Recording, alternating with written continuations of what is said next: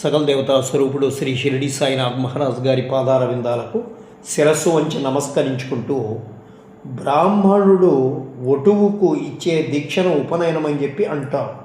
ఈ ఉపనయన సందర్భంగా వటువుకు నారబట్టలను ధరింపజేసి చేతికి దండము మరియు కమండలము ఇచ్చి, ఇక నీవు ప్రాపంచికంగా విరాగిపై పారమార్థికంగా పురోగతిని సాధించాలి అని చెప్పి బోధించడంలో ఇక నుండి పయనం భిన్నంగా వ్యతిరేక దిశలో జరుగుతుంది అనే సత్యం అంతర్లీనమై ఉంటుంది.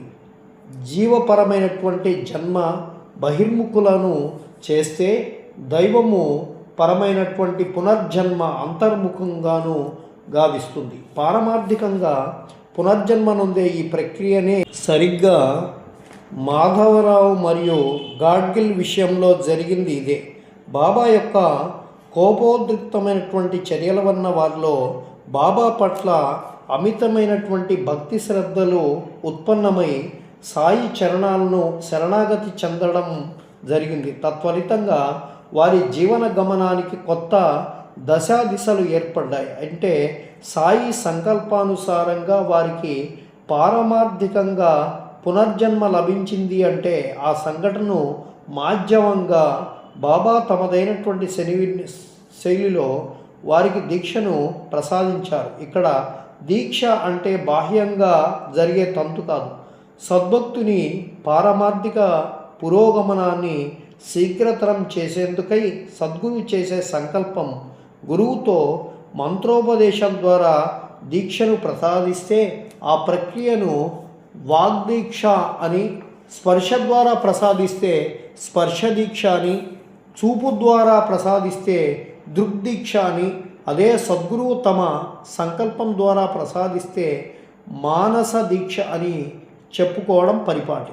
బాబా తమ ఆగ్రహ మాధ్యమంగా తమ సంకల్పంచే వారికి పారమార్థిక పునర్జన్మను ప్రసాదించారు.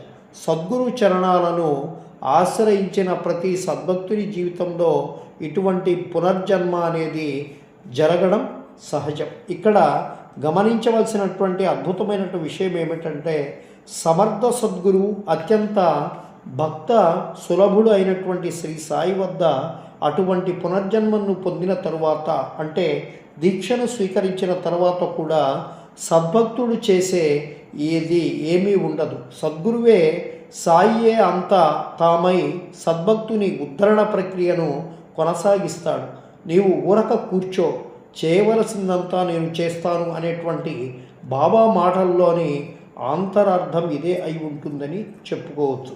ఉదాహరణకు కాకాసాహెబ్ దీక్షిత్ లౌకికంగా ఉచ్చస్థితిలో ఉన్నప్పుడు బాబా దర్శనానికై మొదటిసారి వస్తాడు. కానీ బాబా ప్రథమ దర్శనంతోనే కాకాసాహెబ్లో ఉన్నత సంస్కారాలు జాగృతమై ప్రాపంచిక విషయాలపై తీవ్ర వైరాగ్యం కలుగుతుంది. సద్గురు సాయి సన్నిధానానికై అహరహం పరితపించిపోయేవాడు. తత్ఫలితంగా తన ప్రాపంచిక జీవితాన్ని పూర్తిగా త్యజించి సాయి సన్నిధిలో, సాయి ఊసులో, సాయి ధ్యాసలో తన శేష జీవితాన్ని గడిపాడు. కాకాసాహెబ్ మొదటిసారి బాబాను దర్శించుకోవడంతో తన జీవన గమనం పూర్తిగా మారిపోయింది. అప్పటి నుంచి తన జీవన పయనం పూర్తి వ్యతిరేక దిశలో జరిగింది. అంటే కాకాసాహెబ్ తన జీవన పూర్వభాగాన్ని బహిర్ముఖంగా, పరమ భాగాన్ని అంతర్ముఖంగా